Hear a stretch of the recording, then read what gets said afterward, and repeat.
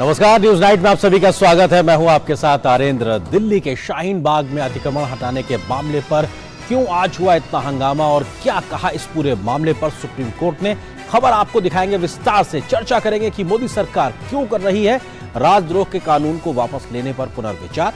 होगी बात श्रीलंका के संकट की भी, खबर दिखाएंगे यूक्रेन के क्या है इस वक्त के हालात। इसके अलावा भी होगी देश दुनिया की हर जरूरी और महत्वपूर्ण खबर। शुरुआत हेडलाइंस के साथ। आप देख रहे थे अभी इस वक्त की सुर्खियां, खबरों पर डालते हैं विस्तार से नजर। दिल्ली के शाहीन बाग इलाके में नगर निगम के अतिक्रमण हटाने के अभियान के दौरान आज जमकर हंगामा देखने को मिला। बुलडोजर पहुंचने के बाद कई लोगों ने अपना अतिक्रमण तो खुद हटा लिया, तो वहीं थोड़ी बहुत कार्रवाई के बाद आज बुलडोजर वापस चला गया। सीपीआईएम इस मामले को लेकर सुप्रीम कोर्ट पहुंची तो कोर्ट ने इस मामले में सियासत करने को लेकर तमाम राजनीतिक दलों की फटकार लगाई। इस बीच दक्षिणी दिल्ली नगर निगम ने कहा है कि लोग खुद ही अपना अतिक्रमण हटा लें, नहीं तो कार्रवाई चालू रहेगी। ये हंगामे की तस्वीरें हैं दिल्ली के शाहीन बाग इलाके की, जहां पर सोमवार को दक्षिण दिल्ली नगर निगम ने अवैध अतिक्रमण के खिलाफ कार्रवाई की शुरुआत की, लेकिन उससे पहले ही इलाके के लोगों ने कार्रवाई का विरोध करना शुरू कर दिया। कानून व्यवस्था की स्थिति के मद्देनजर नगर निगम ने पहले ही दिल्ली पुलिस से सुरक्षा बलों की मांग की थी और मौके पर मौजूद सुरक्षा बलों ने स्थिति बिगड़ने नहीं दी।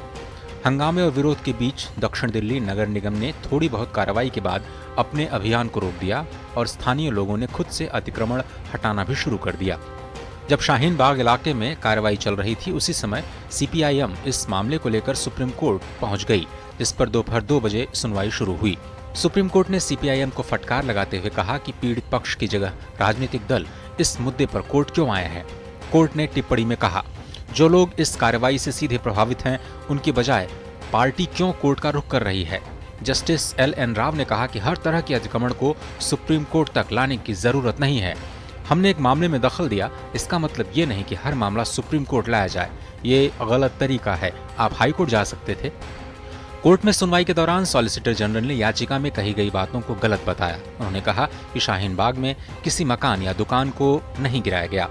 निगम सड़कों से अतिक्रमण हटाने के लिए नियमित कार्रवाई करती है, इसके लिए किसी तरह के अग्रिम नोटिस की जरूरत नहीं होती।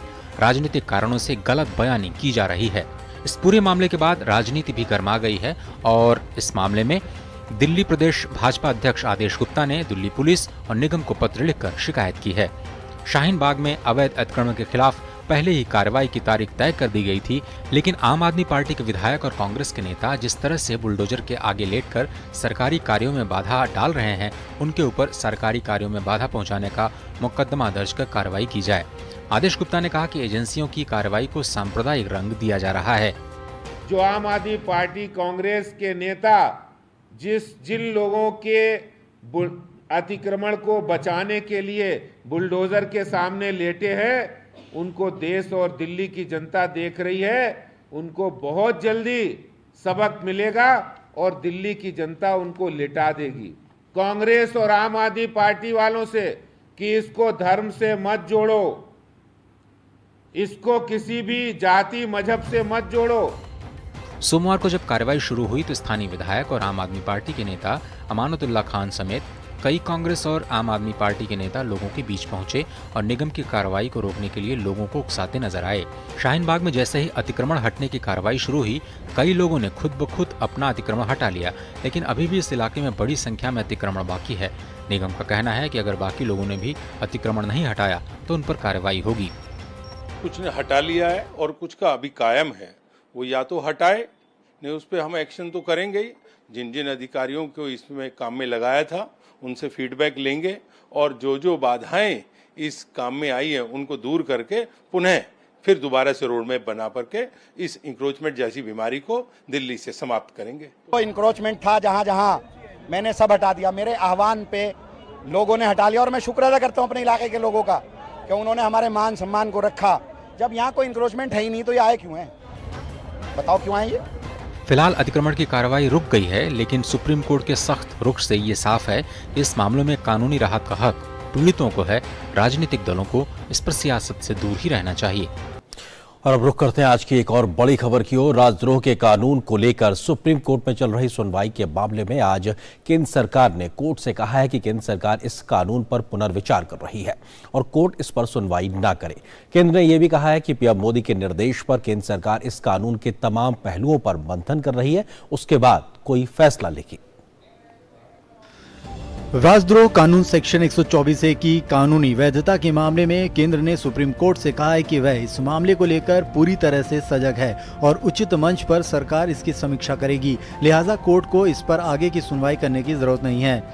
केंद्रीय गृह मंत्रालय की ओर से दाखिल हलफनामे में कहा गया है कि प्रधानमंत्री नरेंद्र मोदी इस मामले को लेकर सजग हैं और समय समय पर अलग अलग मंचों पर नागरिक स्वतंत्रता और मानवाधिकारों के सम्मान पर अपने विचार रखते रहे हैं।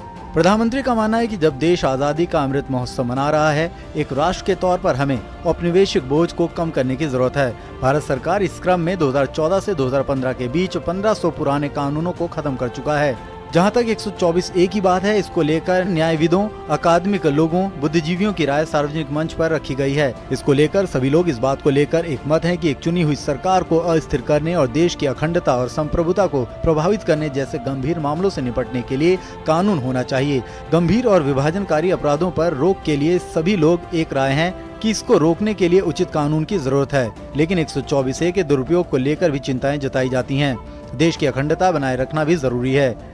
इससे पहले अटॉर्नी जनरल के वेणुगोपाल ने कोर्ट के अधिकारी के तौर पर अपनी राय देते हुए कहा था कि आजकल हनुमान चालीसा पढ़ने के मामले में भी राजद्रोह कानून लग जाता है, लेकिन किसी कानून के दुरुपयोग से उसकी वैधानिकता तय नहीं की जा सकती। सुप्रीम कोर्ट में कई याचिकाएं दायर कर 124A के दुरुपयोग की बात उठाई गई है।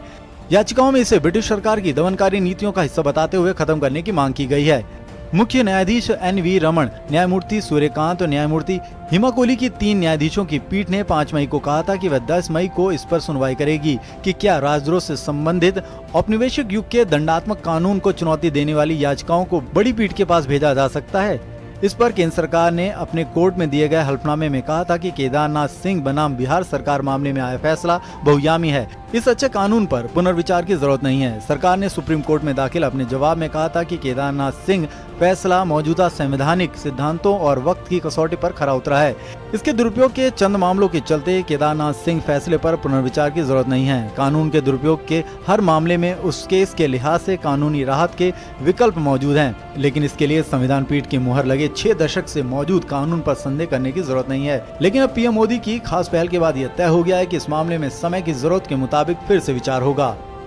केंद्रीय गृह मंत्री अमित शाह असम के 3 दिन के दौरे पर हैं। आज वो दक्षिण सलबारा मनकाचर जिले का दौरा करने पहुंचे। गृह मंत्री अमित शाह के साथ असम के मुख्यमंत्री हेमंत बिश्व शर्मा ने मनकाचार में भारत बांग्लादेश सीमावर्ती क्षेत्र में पहुंचकर लोगों से मुलाकात भी की।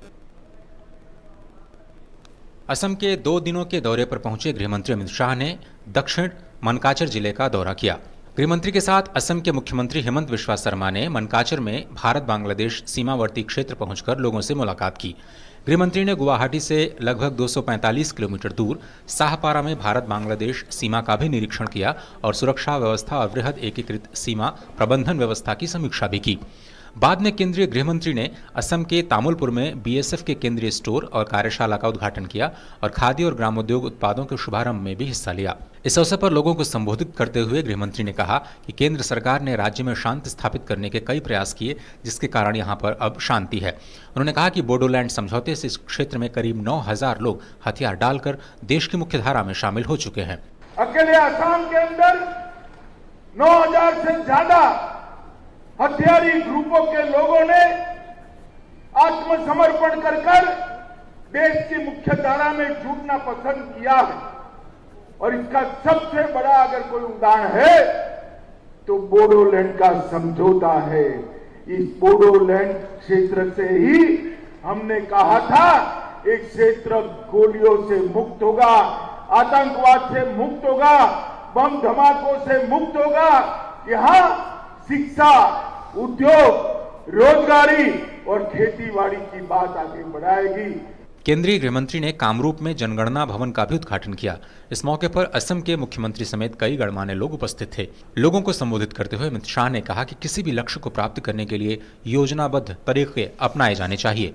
इस बार हमने तय किया है कि आने वाली जनगणना जो अभी रुकी पड़ी है कोविड के कारण, वो जनगणना जब भी शुरू होगी वो ई जनगणना होगी, इलेक्ट्रॉनिक जनगणना होगी और 100% परफेक्ट जनगणना होगी, जिसके आधार पर देश के आगामी 25 साल के विकास का खाका खींचा जाएगा। केंद्रीय गृह मंत्री अमित शाह ने गुवाहाटी मेडिकल कॉलेज में सुपर स्पेशलिटी अस्पताल और राष्ट्रीय फोरेंसिक विज्ञान विश्वविद्यालय का भी उद्घाटन किया है। और बात साइक्लोन की। बंगाल की खाड़ी में उठा गंभीर चक्रवाती तूफान असानी का असर देश के कई तटीय इलाकों में दिखने लगा है। असानी के चलते पश्चिम बंगाल, ओडिशा और आंध्र प्रदेश के कुछ हिस्सों में मध्यम से भारी बारिश हो रही है, तो कहीं और होने की संभावना है। तो वहीं मौसम विभाग ने संभावना जताई है कि अगले 36 घंटों के दौरान इस तूफान के धीरे धीरे कमजोर होकर एक चक्रवाती तूफान में बदलने की संभावना दिखाई पड़ रही है। बंगाल की खाड़ी में उठा गंभीर चक्रवाती तूफान असानी पश्चिम मध्य और उससे सटे दक्षिण बंगाल की खाड़ी के ऊपर से उत्तर पश्चिम की ओर 16 किलोमीटर प्रति घंटे की रफ्तार से बढ़ रहा है। इसके 10 मई तक उत्तर पश्चिम की ओर बढ़ने और उत्तर आंध्र प्रदेश और ओडिशा तटों से पश्चिम मध्य और इससे सटे बंगाल की उत्तरी पश्चिमी खाड़ी तक पहुंचने की संभावना है। मौसम विभाग के मुताबिक अगले 36 घंटों के दौरान इसके धीरे धीरे कमजोर होकर एक चक्रवाती तूफान में बदलने की भी संभावना है। पश्चिम बंगाल, ओडिशा और आंध्र प्रदेश के कुछ हिस्सों में मध्यम से भारी बारिश होने के भी आसार हैं। इस बीच चक्रवात असानी के कारण कोलकाता में भारी बारिश हुई, जिसके कारण कई जगहों पर पानी भर गया। कोलकाता नगर निगम ने अपने कर्मचारियों और आपदा प्रबंधन टीमों को अलर्ट पर रखा है। कर्मचारियों की छुट्टी रद्द कर दी गई है। चक्रवात के मद्देनजर मछुआरों को सलाह दी गई है कि वो 10 मई से अगली सूचना तक समुद्र में और पश्चिम बंगाल एवं ओडिशा के तटों पर नहीं जाएं। ओडिशा के गजपति, गंजाम, पुरी, खुर्दा, कटक और जगत सिंहपुर जिलों में बारिश के मद्देनजर ODRF की टीमों को पुरी, सतपाड़ा, अष्टारंगा, कृष्ण प्रसाद, जगत सिंहपुर, भद्रक, महाकालपाड़ा, राजनगर और गंजाम में तैनात कर दिया गया है। NIA ने आज मुंबई में पाकिस्तान स्थित गैंगस्टर दाऊद इब्राहिम के सहयोगियों और कुछ हवाला ऑपरेटर्स के खिलाफ मुंबई में 1 दर्जन से अधिक स्थानों पर छापामारी शुरू की। राष्ट्रीय जांच एजेंसी की यह कार्रवाई मुंबई के नागपाड़ा, गोरेगांव, बोरीवली, सांता क्रूज, मुंब्रा, भिंडी बाजार और अन्य जगहों पर जारी है। कई हवाला ऑपरेटर्स और ड्रग तस्कर दाऊद से जुड़े हुए थे। NIA के इस संबंध में फरवरी में केस दर्ज किया था। इनके खिलाफ छापों की कार्रवाई आज शुरू की गई। NIA ने सलीम फ्रूट को हिरासत में भी लिया है। बात करते हैं श्रीलंका की। लंबे समय से आर्थिक बदहाली झेल रहे श्रीलंका में आज एक बड़ा घटनाक्रम देखने को मिला। श्रीलंका के प्रधानमंत्री महिंद्रा राजपक्षे ने अपने पद से इस्तीफा दे दिया। कई मंत्रियों ने भी इस्तीफा दिया है। इस इस्तीफे के बाद श्रीलंका में कई जगहों पर हिंसक घटनाएं बढ़ गई हैं और देखने को मिल रही हैं। श्रीलंका में बढ़ती महंगाई की वजह से लोग त्रस्त हैं, जिसके चलते सरकार के खिलाफ पूरे देश में श्रीलंका में प्रदर्शन देखने को मिल रहा है। श्रीलंका के राष्ट्रपति ने जो कि गोटबाया राजपक्षे हैं, उन्होंने विपक्षी पार्टियों से सरकार में शामिल होने का सुझाव दिया है और देश के हालात को मिलकर सुधारने की अपील की है।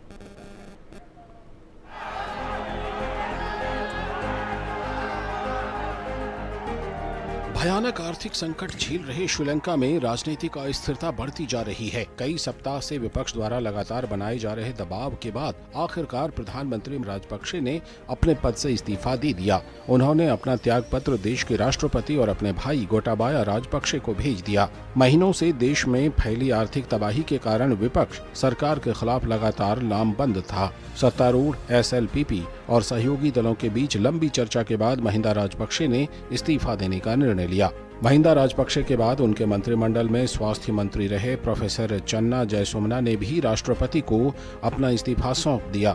ध्यान रहे कि राष्ट्रपति और प्रधानमंत्री के खिलाफ लगातार जारी प्रदर्शन के तेज होने से घबराई सरकार ने शुक्रवार मध्य रात्रि से आपातकाल की घोषणा कर दी थी। 1 महीने में ये दूसरी बार है जब श्रीलंका में आपातकाल लगाया गया। श्रीलंका में 4 अप्रैल को भी इमरजेंसी लगाई गई थी। कानून व्यवस्था की स्थिति बनाए रखने में सहायता के लिए सैन्य दल को विरोध स्थलों पर तैनात किया गया है। इस बीच राजधानी कोलंबो में हालात बेकाबू होते जा रहे हैं। सरकार ने वहां अनिश्चितकाल का कर्फ्यू लागू कर दिया है। सोमवार को सरकार समर्थकों और विरोधी प्रदर्शनकारियों के बीच हिंसक झड़पें हुई, जिसमें दर्जनों लोग घायल हो गए। सत्ताधारी पार्टी के सैकड़ों समर्थकों ने सरकार विरोधियों के मुख्य प्रदर्शन स्थल पर धावा बोल दिया। पुलिस ने लोगों को तितर-बितर करने के लिए आंसू गैस और पानी की बौछारों का सहारा लिया। स्थानीय समाचार चैनलों के अनुसार झड़पों में 130 से अधिक लोग घायल हुए हैं। विपक्ष का आरोप है कि प्रदर्शनकारियों पर हमले के पीछे सरकार का हाथ है।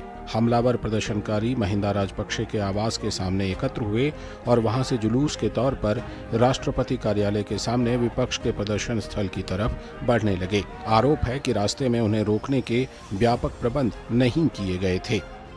ध्यान रहे कि 1948 में आज़ादी मिलने के बाद से श्रीलंका अब तक के सबसे गंभीर आर्थिक संकट के दौर से गुजर रहा है। विदेशी मुद्रा भंडार में कमी के कारण आर्थिक तबाही के हालात पैदा हुए हैं और श्रीलंका मुख्य खाद्य पदार्थों और ईंधन के आयात के लिए भुगतान नहीं कर पा रहा है।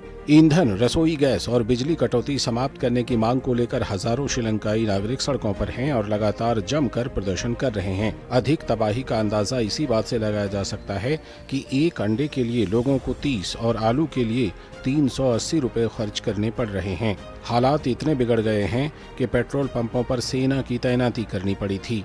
खाने पीने की चीजों के साथ ही देश में कागज की भी किल्लत हो गई, जिसकी वजह से खाना पीना ही नहीं, पढ़ाई लिखाई का काम भी बुरी तरह प्रभावित हुआ है। आर्थिक संकट के भयानक होने की वजह से श्रीलंका ने पिछले विदेशी कर्ज के भुगतान पर डिफॉल्ट कर दिया था। उसका कहना है कि वो विदेशी कर्ज के भुगतान की स्थिति में नहीं है। श्रीलंका ने रविवार को ही बांग्लादेश से लिया कर्ज लौटाने के लिए 1 साल की मोहलत ली है। श्रीलंका पर भारी विदेशी कर्ज में से सबसे अधिक चीन का है। चीन का श्रीलंका पर कर्ज 3.388 अरब डॉलर है, जो देश के कुल कर्ज का 10% था। यहाँ से आगे बढ़ते हैं और अब बात करते हैं कुछ और महत्वपूर्ण खबरों की ओर। यूरोप में विक्ट्री दिवस समारोह का जश्न मनाया जा रहा है, तो वहीं मॉस्को में रूसी राष्ट्रपति व्लादिमीर पुतिन ने कहा है कि यूक्रेन पर हमला पश्चिमी देशों के उकसावे का नतीजा है। उधर यूक्रेन के राष्ट्रपति जेलेंस्की ने कहा है कि पहले भी जीत हमारी थी और इस बार भी उनकी जीत होगी। इन सब के बीच में फिलहाल जंग कहीं पर भी थमने का नाम नहीं ले रही।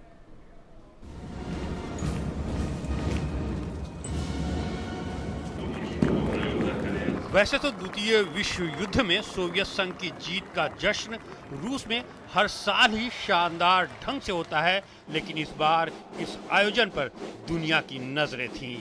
2 महीने से अधिक समय से जारी रूस यूक्रेन युद्ध के बीच सबको राष्ट्रपति पुतिन के संबोधन की प्रतीक्षा थी।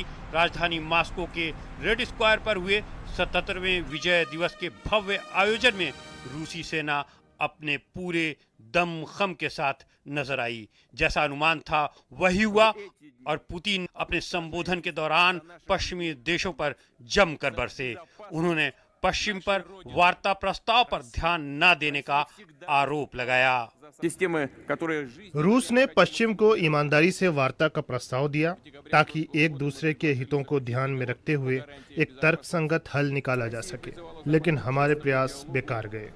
नाटो देशों ने हमारी बात नहीं सुनी, उनका तो कुछ और ही प्लान था। अपने संबोधन के दौरान पुतिन यूक्रेन पर हमले को जायज ठहराने वाले तर्क देते रहे। उन्होंने कहा कि यूक्रेन में रूस का विशेष सैन्य अभियान जरूरी और समय के अनुसार था। उन्होंने इसे एक आजाद, शक्तिशाली और संप्रभु देश का उचित फैसला करार दिया। कीव ने परमाणु हथियार हासिल करने की संभावना की घोषणा की। नाटो ने हमसे लगे क्षेत्रों में सक्रिय सैनिक गतिविधियां शुरू की। ये एक अस्वीकार्य खतरा था जो हम पर थोपा जा रहा था और हमारी सीमाओं तक आ पहुंचा था। नाजी जर्मनी की हार की वर्षगांठ पर जहां एक ओर पुतिन मॉस्को के रेड स्क्वायर से अपना पक्ष रख रहे थे, तो वहीं यूक्रेन की राजधानी कीव की सड़कों पर टहलते हुए वहां के राष्ट्रपति ज़ेलेंस्की युद्ध में जीत का दम भर रहे थे। अपने देश में इस साल 24 फरवरी से जारी युद्ध का जिक्र करते हुए उन्होंने फिर कहा, जीत उन्हीं की होगी। रूस ने हम पर हमला किया। हमारी धरती के साथ ये दुस्साहस पहले भी हुआ है। हमने बहुत से युद्ध झेले हैं और उनमें जीत हासिल की है। इन सब का एक ही अंतिम नतीजा निकला। भले ही हम पर गोला बारूद की बारिश हुई, लेकिन कोई हमलावर यहाँ जड़ नहीं जमा सका।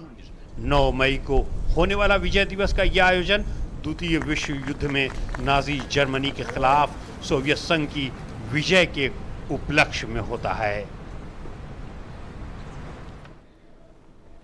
वाराणसी ज्ञानवापी प्रकरण में श्रृंगार गौरी के नीमच दर्शन के लिए जिला अदालत में की गई याचिका के संदर्भ में आज दोनों पक्षों की सुनवाई के पश्चात सिविल जज ने 10 मई की तिथि मुकर्रर की है, जिसमें प्रतिवादी पक्ष द्वारा कोर्ट कमिश्नर को बदलने का फैसला सुनाया जाएगा। और अब नजर डालते हैं देश की कुछ और महत्वपूर्ण खबरों पर फटाफट अंदाज में। भाजपा अध्यक्ष जेपी नड्डा ने सोमवार को हरियाणा के अंबाला में अटल कैंसर केयर सेंटर आम जनता को समर्पित किया। इस अस्पताल में कई मॉड्यूल सुविधाएं दी गई हैं। इसमें आधुनिक मशीनें लगाई गई हैं जो पीजीआई चंडीगढ़ के बाद उत्तर भारत के किसी दूसरे अस्पताल में लगाई गई हैं। इस अस्पताल का लाभ हरियाणा, पंजाब, उत्तराखंड व अन्य राज्यों के लोगों को मिलेगा। उपभोक्ता मामले, खाद्य और सार्वजनिक वितरण केंद्रीय मंत्री पीयूष गोयल ने सोमवार को नई दिल्ली में विधिक माप विज्ञान अधिनियम की कार्यशाला को संबोधित किया। पीयूष गोयल ने कहा कि हमें इस बात पर गंभीरता से विचार करना होगा कि जिन कानूनों में बदलाव करके डिक्रिमिनलाइज और सरलीकरण की प्रक्रिया को आगे बढ़ाने की जरूरत हो, उसे ईमानदारी से पूरा किया जाए ताकि देश में एक पारदर्शी और सरल व्यवस्था बन सके। हमें उपभोक्ता का ख्याल रखते हुए व्यापारी को भी एक सकारात्मक व्यापार का माहौल देना होगा। उच्चतम न्यायालय में सोमवार को 2 न्यायाधीशों को शपथ दिलाई गई। दिल्ली में उच्चतम न्यायालय के मुख्य न्यायाधीश NV रमन ने न्यायमूर्ति सुधांशु धुलिया और न्यायमूर्ति जमशेद बुर्जी परदीवाला को शपथ दिलाई। न्यायमूर्ति सुधांशु धुलिया उच्चतम न्यायालय में आने से पहले गुवाहाटी उच्च न्यायालय के मुख्य न्यायाधीश थे, जबकि न्यायमूर्ति जमशेद बुर्जोर परदीवाला उच्चतम न्यायालय में आने से पहले गुजरात उच्च न्यायालय में न्यायाधीश थे। तो इस खबर के साथ फिलहाल न्यूज नाइट के इस अंक में बस इतना ही। नमस्कार।